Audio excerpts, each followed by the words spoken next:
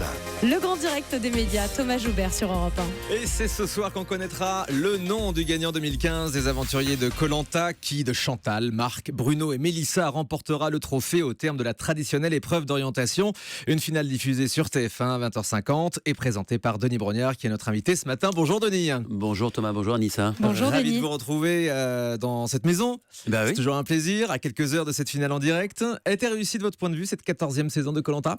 J'avais dit au moment de la présentation de cette saison que c'était l'une des trois plus intenses que j'ai eu la chance de présenter. Je le confirme. Il y a tous les ingrédients. Il y avait des candidats charismatiques, il y avait de véritables aventuriers, notamment parmi les 4 derniers qui ont montré des talents de pêcheurs, des talents de survivants absolument exceptionnels.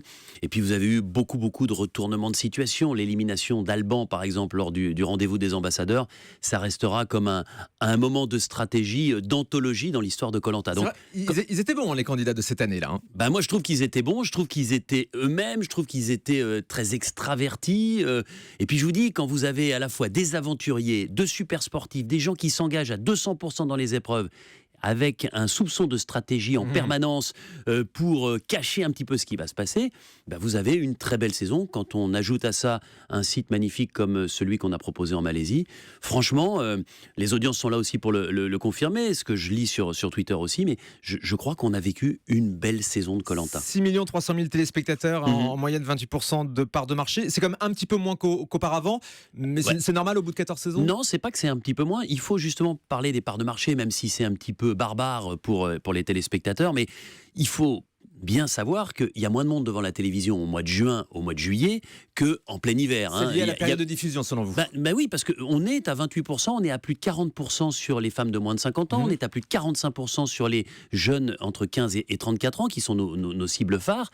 Donc je trouve qu'on est à peu près dans notre base habituelle. Simplement, quand vous avez globalement entre 4 et 5 millions de téléspectateurs en moins, parce qu'il fait beau, parce que c'est la canicule, parce que le vendredi soir, il y en Les a gens qui sortent. préfèrent aller faire un barbecue que regarder la télé, il faut penser aussi au replay, qui marche très bien, parfois plus d'1 million de vues en replay. Ah oui, l'émission de Koh-Lanta. cartonne en replay. Bien sûr, on est entre 600 000 et 1 million de téléspectateurs en fonction des semaines. Il ne faut pas oublier qu'on a commencé aussi avec les week-ends du 1er mai, week-end du 8 mai, week-end de la Pentecôte.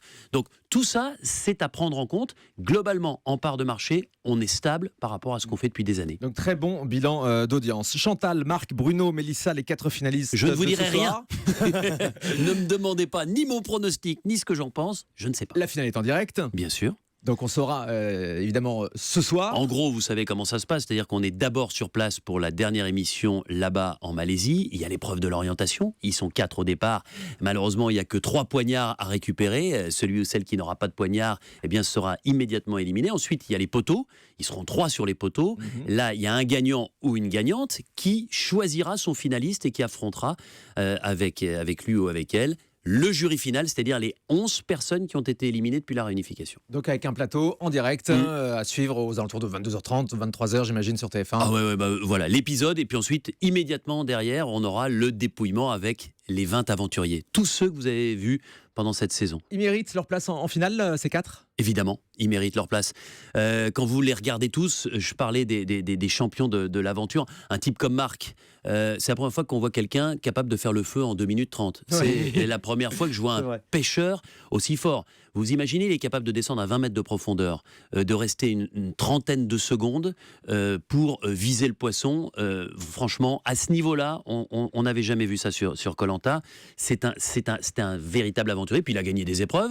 Un Bruno, c'est la force tranquille. C'est vraiment un type qui n'a jamais un mot plus haut que l'autre, mais qui est très attentif aux autres et puis qui travaille sans relâche sur le camp. Chantal, du côté des femmes, je pense qu'on peut difficilement faire mieux. Pareil dans les épreuves et dans la survie. Et puis Mélissa, elle devait être éliminée. Elle ne devait pas passer le cut de cette finale à 4. Et puis elle a réussi à se transcender pour gagner la dernière épreuve d'immunité. C'est peut-être l'un des plus grands moments d'émotion que j'ai vécu dans toute l'histoire de Koh-Lanta, parce que au départ, sur le papier, elle n'avait aucune chance. C'était une épreuve extrêmement physique. Et puis à la fin, il fallait terminer en sortant une corde d'un labyrinthe. Elle a réussi vraiment à se transcender. J'ai l'impression que ses muscles, son esprit sont sortis de son corps pour lui permettre de gagner et pour lui permettre d'atteindre la finale. Denis Brognard, on parle des polémiques qui ont émaillé cette saison, puisque plusieurs candidats se sont répandus sur les réseaux sociaux pendant la diffusion, alors que ça n'arrivait pas avant. C'est vrai que Koh Lanta était assez épargné par les candidats. Comment est-ce que vous expliquez ça ? Écoutez, Raphaël, il n'a fait que répéter ce qu'il avait déjà dit. Il y a eu le livre d'Ella. Écoutez, moi, ce qui me surprend, c'est que quand je vois une personne s'exprimer comme ça, en sortant un livre, je ne peux pas vraiment en parler parce que je ne l'ai pas lu. Ça, c'est une ancienne candidate, d'une ancienne saison qui a publié le livre. Ce sont des gens qui s'expriment et qui ont vécu Koh Lanta il y a 3, 4, 5 ans, mais il y a parfois aussi 10 les ans. candidats de cette saison qui se sont exprimés sur les réseaux sociaux pendant la diffusion des épisodes. Il y a Chantal encore ce matin dans Ouest France, je ne sais pas si vous avez vu l'interview.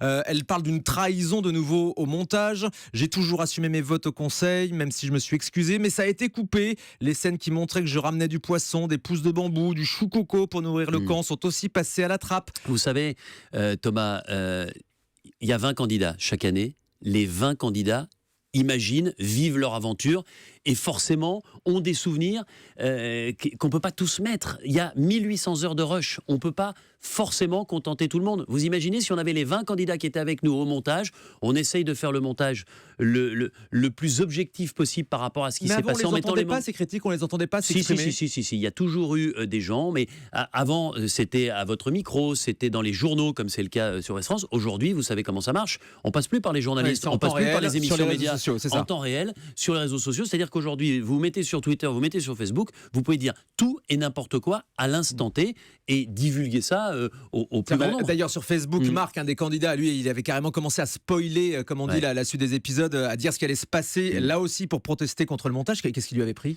Non, écoutez, il faut comprendre que Marc a vécu un moment extrêmement difficile. Pendant toute l'émission, il l'a fait en étant porté par son frère, qui était à l'époque très gravement malade. Son jeune frère, âgé d'une 30aine d'années. À un moment, il gagne la première épreuve d'immunité individuelle. Il dédie son totem à son frère. Au moment de la diffusion, son frère est décédé. Évidemment, nous ne pouvons pas, dans une émission qui est enregistrée, mettre un hommage à quelqu'un qui est encore vivant alors que cette personne est décédée. Voilà. Il y a eu un misunderstanding, c'est-à-dire que lui pensait que c'était dans l'émission. Nous, évidemment, nous ne l'avions pas mis. Voilà, donc vous il a êtes été entretenu furieux. avec lui ? Évidemment, je me suis entretenu avec lui. Personnellement ? Bien sûr.